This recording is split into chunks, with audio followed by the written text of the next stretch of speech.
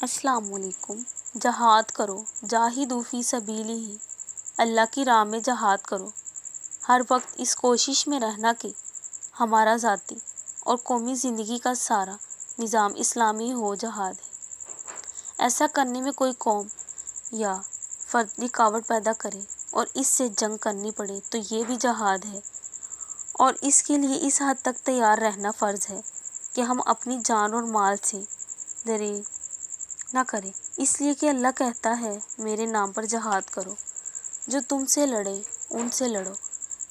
قاتلوا فی سبیل اللہ الذین یقاتلونکم، اللہ کی راہ میں ان لوگوں سے لڑو جو تم سے لڑتے ہیں۔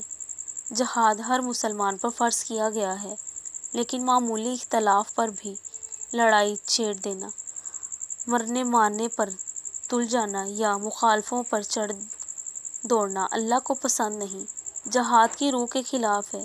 اس لیے اللہ نے حد مقرر کر دی ہے اور حکم دیا ہے اللہ کی راہ میں ان لوگوں سے لڑو جو تم سے لڑتے ہیں۔ مقصد یہ ہے کہ ناحق کشت خون نہ ہو۔